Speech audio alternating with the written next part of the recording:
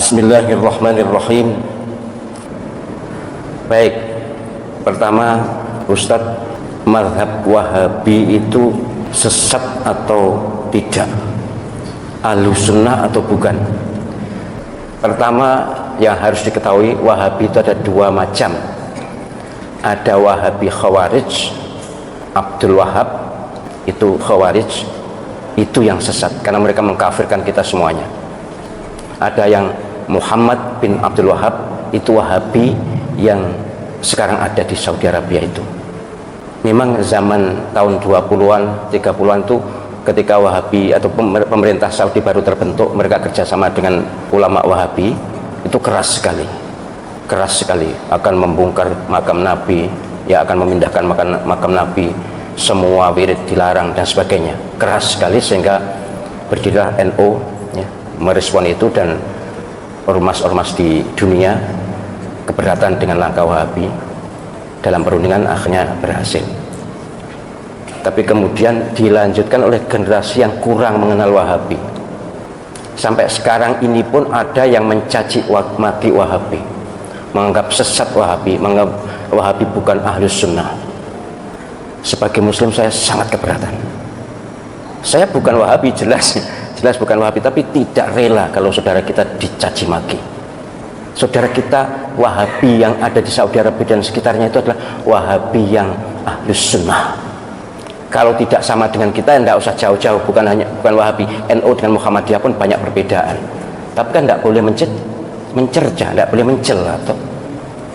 Wahabi iblis, Wahabi sesat. Panjenengan pernah haji atau tidak? Pernah umrah atau tidak? Mustahil Allah subhanahu wa ta'ala rela Masjidil Haram dan Masjid Nabawi diimami oleh iblis. Imam Masjidil Haram, Imam Masjid Nabawi, salah satu guru Al-Quran saya adalah dari Masjid Nabawi, itu adalah orang-orang soleh, orang-orang baik. Wahabi mereka pasti Wahabi mazhab akidahnya, tapi mazhab fikihnya Hambali. Jadi kalau mengatakan sesat, bahkan ada yang Wahabi itu ciptaan Yahudi.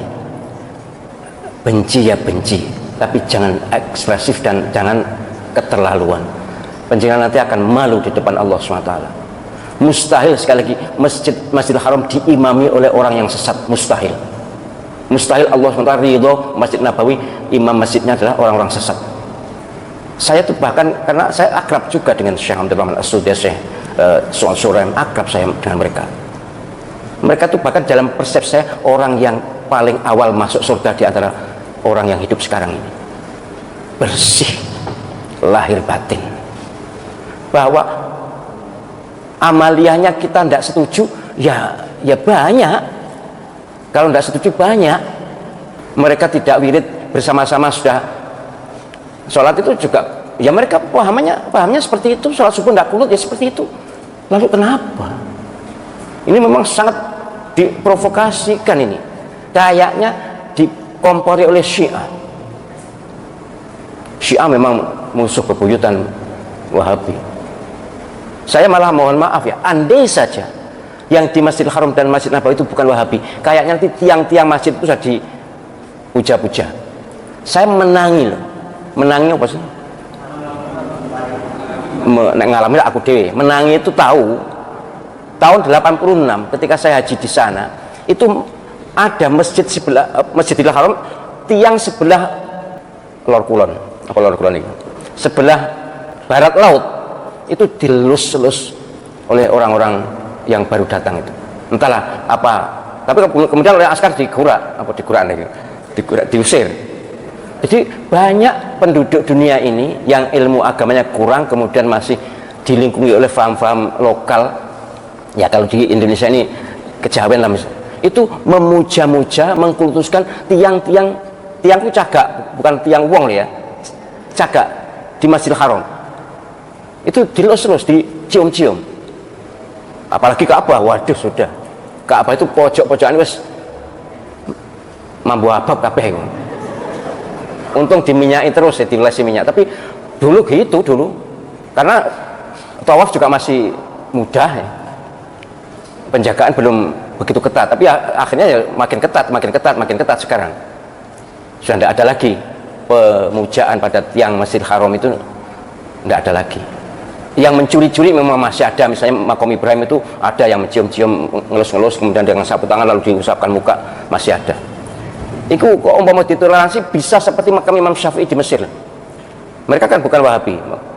Imam Malik, Imam Syafi'i yang terkenal di Mesir, mazhab fikihnya, mazhab akidahnya Asy'ariyah, Mesir.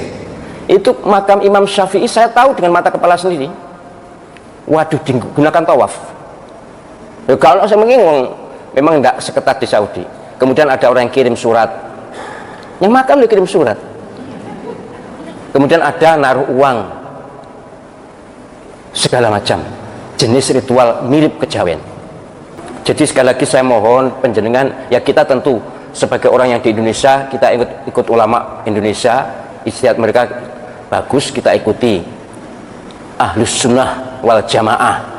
Tapi kita juga harus ngerti kata Ahlus sunnah wal jamaah itu kalau bidang akidah memang Asy'ari, itu pun 400 tahun setelah Imam Asy'ari wafat loh. Saya tulis di disertasi itu.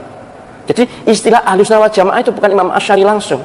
Imam Abdul Hasan al-Asy'ari itu tokoh Ahlus sunnah wal jamaah yang diidolakan dengan Abu Mansur al-Maturidi. Tapi sebenarnya yang membuat istilah faham Ahlus sunnah wal jamaah, membuat nama itu bukan Imam al-Asy'ari sendiri. Ada berikutnya, ulama berikutnya. Nah, Ahlus sunnah wal jamaah yang kita labelkan pada semua orang yang bukan Syiah atau Sunni, itu Ahlus sunnah wal jamaah yang berbasis hadis ma'ana alaihi wa ashabi itu. Siapa yang ikut Nabi dan para sahabat, itu Ahlus sunnah wal jamaah. Ada yang menyebut Ahlus sunnah saja, ada yang menyebut Ahlus sunnah wal jamaah. Oh, nah, Ahlus sunnah wal jamaah NU. Iyalah NU Ahlus sunnah wal jamaah, tapi bukan hanya NU. Yang Ahlus sunnah wal jamaah itu bukan hanya NU. Orang Saudi, orang Mesir, orang Libya bukan NU juga ngaku Ahlus sunnah wal jamaah kok. Saya tuh sudah bergaul dengan segala segmen masyarakat di dunia ini, sudah tahu. Mereka juga menamakan Ahlus sunnah wal jamaah padahal mereka bukan NU. Jadi orang-orang NU ya jangan merasa Ahlus sunnah wal jamaah dewe. Kan ada kemarin ceramah begitu. Itu berarti kedulannya kurang atuh. Nek ngaji ini biasanya wong NU wis tutup biasanya. Ngaji ini tutup. Sekolah embuh, tapi yang jelas kurang gaul.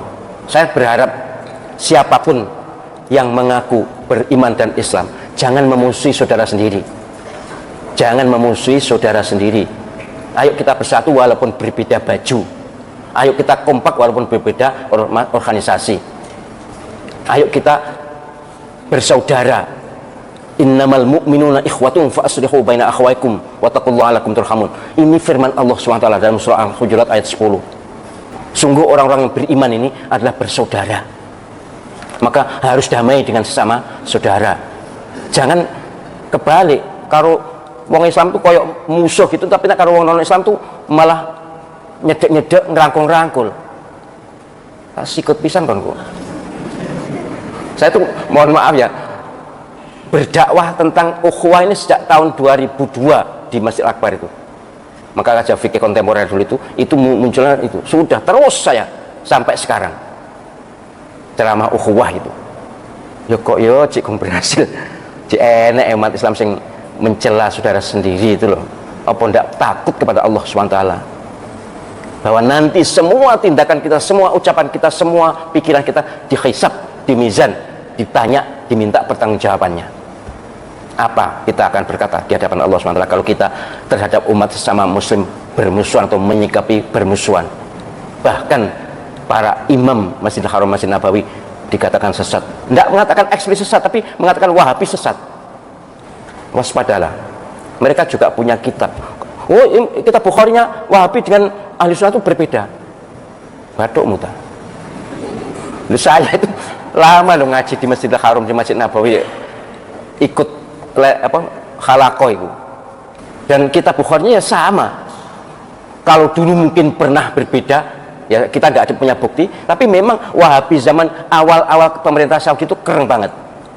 Tapi bukan Wahabi yang keren sebenarnya, yang keren pemerintahnya, karena pemerintahnya baru berdiri, kemudian dari segi agama akidahnya ikut Wahabi, karena ulama yang paling top di Saudi saat itu yang bisa mendukung kerajaan itu Wahabi. Ya wajar toh Kalau seperti sekarang pemerintah lebih ngerangkul pada ormas tertentu, wajar itu bagian dari kemestian politik.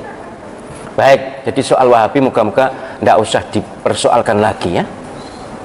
Sekali lagi kita kalau haji, kalau umroh ke Saudi Arabia, di Masjidil Haram, Masjid Nabawi itu imamnya adalah beraliran Wahabi. Kalau kita katakan Wahabi sesat, berarti kita bermakmum pada orang sesat. Waspadalah, itu adalah labelisasi atau stigmatisasi yang sangat berbahaya untuk ukhuwah Islamiyah dan akan diminta pertanggungjawaban di akhirat nanti.